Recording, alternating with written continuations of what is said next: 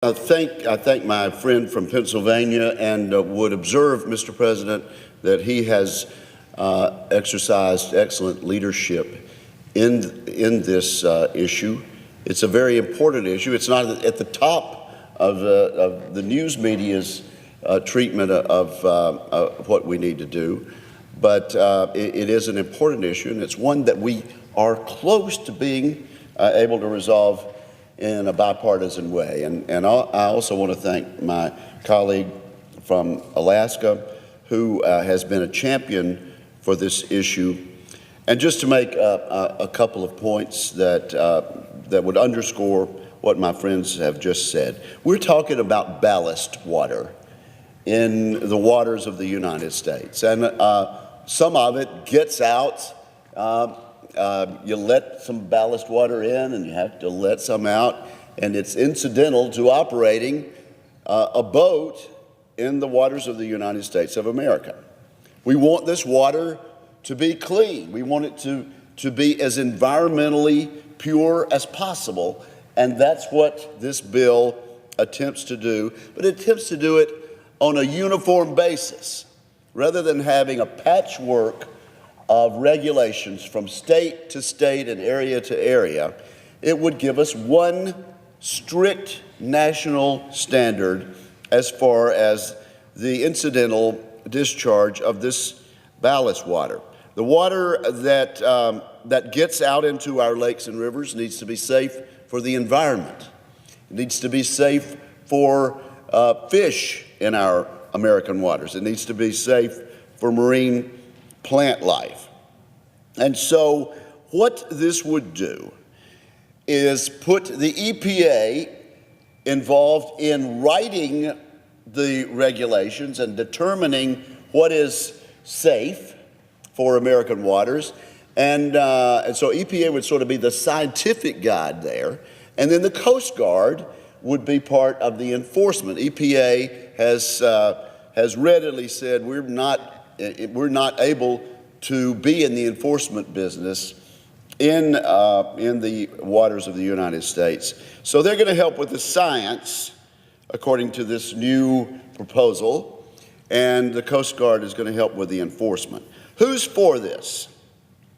300 businesses, labor unions, ports, terminal operators. They're all in it together, and they all say this would work. This is not an example of one side getting up some numbers on a partisan basis and deciding to try to run over the others. As a matter of fact, this is such a bipartisan idea, Mr. President, that we have over 60 senators in favor of this proposal. I just want to assure anyone who has doubts about this that the EPA is going to sign off on these standards. They're going to sign off on standards that are safe, but we're really doing this for jobs and commerce in the United States of America. Imagine if you're in the business, if you're in the barge business, or if you're in the commercial maritime business anywhere in the United States, and you have to worry about compliance from state to state. And maybe it might just be a reporting requirement. Clearly, this is a burden on people that want to do the right thing, but simply would like to have one standard nationwide to comply with, and that's what we're trying to do. We're close, and I would simply say to my friend from Alaska, who's done more work on this really than anybody in my memory, I would observe to the senator, I think we're close to being able to do this on a bipartisan basis, and perhaps putting this as an attachment to a must-pass piece of legislation.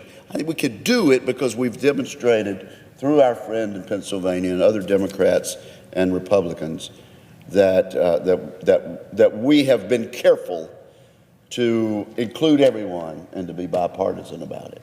Would my friend agree that we really are at a point where this really needs to be signed into law. Well, absolutely, and I want to thank Senator Wicker for his leadership on this issue.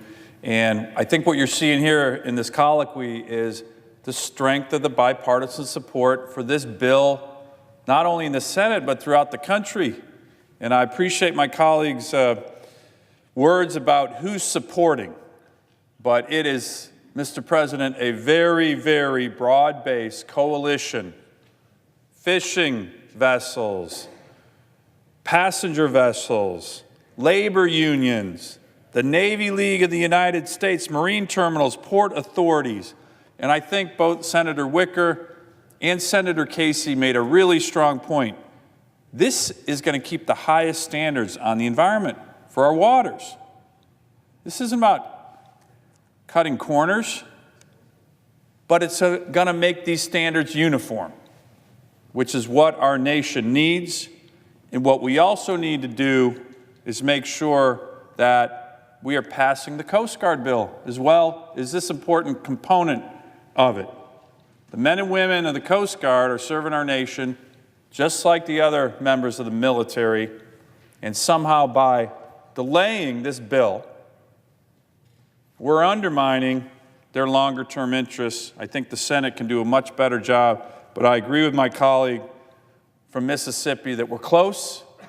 There's clearly bipartisan support across the board for the VITA Act and the Coast Guard bill, and we're hopeful that within the next few weeks or few months, we're going to get this done, and it's going to benefit literally every state in this great nation of ours.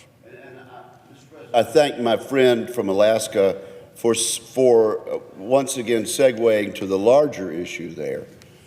Vessel incidental discharge is a very important part, but only a part of the Coast Guard authorization. And the gentleman, the senator from Alaska, makes the very valid point that we really need to get to a situation where we're taking up the Coast Guard reauthorization on a regular basis, because it's a very vital part of our national security. You know, the Coast Guard is actually one of those domestic discretionary programs that provides us with a great deal of national security. But Coast Guard currently operates ships in its high-endurance cutter fleet that are more than 45 years old. We need some reforms in the Coast Guard. The Senate and the House need to pay attention to the reauthorization on a very regular basis. And so the larger issue is absolutely well taken on the part of the senator from Alaska. And I just would once again say that my friend, the senator from Alaska, has exercised excellent leadership. He's been relentless on the Coast Guard reauthorization, and particularly the vessel incidental discharge. And he and others who fought so hard really deserve some results, because there are no substantive objections that can be raised at this point. Well, I want to thank my colleague from Mississippi for his strong leadership on this issue as well. And I think you're seeing here, Mr. President, with Democrats and Republicans pretty much all united on this issue. We're hopeful to move not only the VITA Act, but the broader Coast Guard bill here out of the Senate, get it passed, get it to the President's desk. That's going to be good for the men and women on the Coast Guard. It's going to be good for our maritime and fishing interests, and it's going to be good for the country.